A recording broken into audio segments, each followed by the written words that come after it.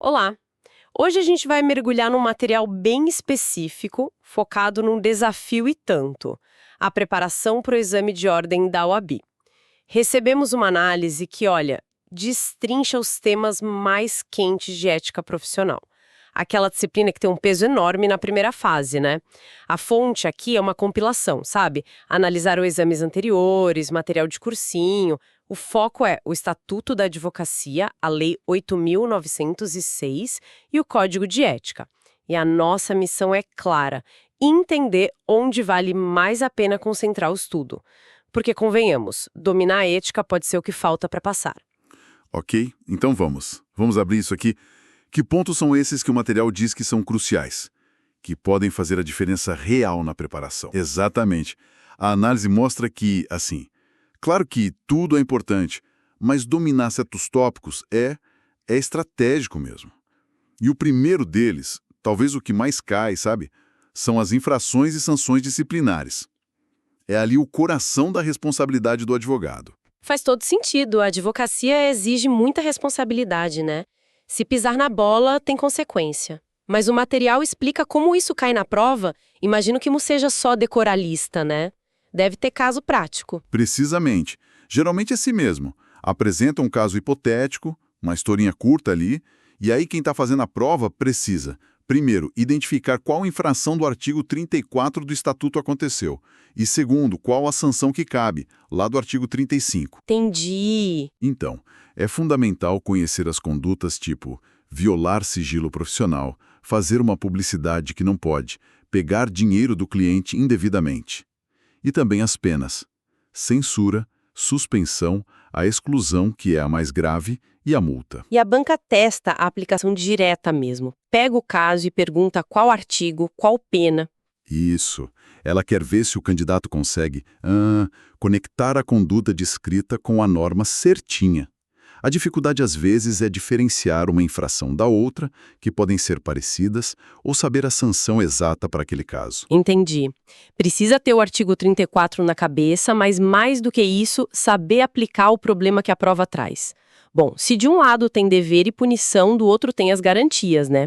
O material também fala muito dos direitos e prerrogativas do advogado. Por que isso é tão importante assim para a prova? Olha, porque as prerrogativas não são um privilégio para o advogado, sabe? São, na verdade, garantias para a defesa, por próprio cidadão, no fim das contas. O exercício livre da advocacia é essencial para o Estado de Direito. Interessante ver por esse lado. E o material reforça. Artigo 6º e 7º do Estatuto. Tem que ler. Cai muito. As questões exploram, por exemplo, a inviolabilidade do escritório, que só pode ser quebrada com ordem judicial bem específica. Certo. E a comunicação com o cliente? Também, aquela comunicação pessoal reservada, mesmo se o cliente estiver preso. E o acesso aos autos do processo, inquérito, mesmo sem procuração, como regra geral. E a banca gosta de criar situações limite, né? Tipo, o advogado sendo barrado em algum lugar. Exato. Um advogado barrado na delegacia, uma tentativa de gravar a conversa com o cliente, uma busca no escritório sem seguir a lei, tem que saber identificar a violação da prerrogativa ali. Entendi. Mostra que a pessoa entende as ferramentas para trabalhar. Agora, um ponto que sempre gera muita curiosidade, imagino que a OAB explore bastante, a parte financeira. Honorários advocatícios. Como isso entra na prova? É só valor? É um tema super prático, mas a prova vai além do quanto cobrar. O foco é mais nas regras éticas, sabe? E nas formas de contratar. As fontes mostram que as questões ficam ali pelos artigos 22 a 26 do Estatuto. E o que elas cobram mais? Os tipos de honorários? Sim, os tipos. Os contratuais, que são os combinados com o cliente, os sucumbenciais, que é a parte que perde o processo paga para o advogado da parte que ganhou. Ah, esses são fixados pelo juiz, né? Isso. E tem os arbitrados judicialmente, para quando não tem acordo prévio. As regras para cobrar também são importantes. E um ponto que sempre aparece, é fascinante, a cláusula quota litis. Aquela que o advogado recebe um percentual do que o cliente ganhar. Ah, essa sempre dá o que falar. Pois é. O exame testa se o candidato conhece os limites éticos disso. Não pode ser participação nos bens do cliente, tem que ser com moderação, geralmente para quem não pode pagar de outro jeito. Entendi. A ética tá em tudo, até na hora de cobrar. Exato. Moderação, transparência. E aí, pensando nos tempos atuais, tudo digital, publicidade na advocacia. Imagino que seja um prato cheio para questões, né? Como é que se cobra esse equilíbrio? Com certeza. É um tema super sensível. Ainda mais agora com rede social, internet. Teve até o provimento 205 de 2021 para tentar atualizar isso. O material mostra que o ponto central na prova é aquele princípio. A publicidade tem que ser só informativa, discreta, sóbria. E o que não pode de jeito nenhum. O que não pode é a captação de clientela, transformar a advocacia em comércio, isso é o que a OAB mais bate em cima. Tipo, prometer resultado, se comparar com um colega. Exatamente. Fazer propaganda como se fosse um produto. Anunciar em rádio, TV como regra. Fazer promoção de preço, ostentar, nada disso pode. E o que pode, então? Para ficar claro. Pode informar qualificação, área que atua, endereço, participar de entrevista, escrever artigo. Conteúdo informativo, sabe? Entendi. A prova deve dar exemplos, um post, um cartão e perguntar se está dentro ou fora da regra? Isso mesmo. O desafio é achar essa linha tênue entre informar e querer pegar cliente de forma antiética. Essa linha é complicada mesmo. E seguindo nessa linha dos deveres, outro pilar que o material destaca: relação com o cliente e o sigilo profissional. A confiança é a chave. Mas como a prova testa isso? Os conflitos éticos, confiança é a base de tudo, né? E os deveres estão lá no Código de Ética, artigos 9 a 26. Lealdade, informar o cliente direitinho sobre os riscos, prestar contas. A prova pode trazer um caso onde o advogado, sei lá, esconde uma informação importante, não repassa um dinheiro que recebeu para o cliente. Desídia, né? Falta de cuidado. Isso. Mas o ponto que mais pega e cai direto é o sigilo profissional. É dever no Código de Ética e a violação é infração grave no Estatuto, artigo 34. E o que exatamente esse sigilo protege? Tudo que o advogado ficou sabendo por causa da profissão. Fatos, confissões. Mas tem exceção, porque sempre tem, né? Tem sim. E a prova adora as exceções. O advogado pode quebrar o sigilo para se defender. Pode. Se for acusado pelo próprio cliente, por exemplo. Pode revelar um crime que o cliente vai cometer para proteger a vida de alguém. Pode também se for uma ameaça grave à vida ou à honra. Ah, então não é absoluto. Não é. O artigo 37 do Código de Ética explica essas exceções. Tem que conhecer bem quando pode e quando não pode quebrar o sigilo. É aí que a banca testa o conhecimento. Situações bem delicadas. Isso leva a outro ponto que, nossa, confunde muita gente e o material diz que a banca adora.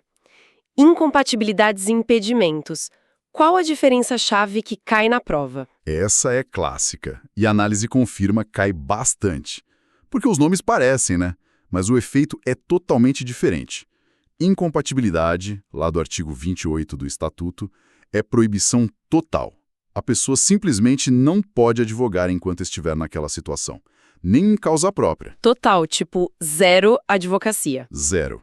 Pensa em membros do Judiciário, MP, chefes do Executivo, quem está na mesa do Legislativo, diretores de órgãos públicos, policiais. A lista do artigo 28 é fechada, tem que saber. E o impedimento? O impedimento, artigo 30, é uma restrição parcial.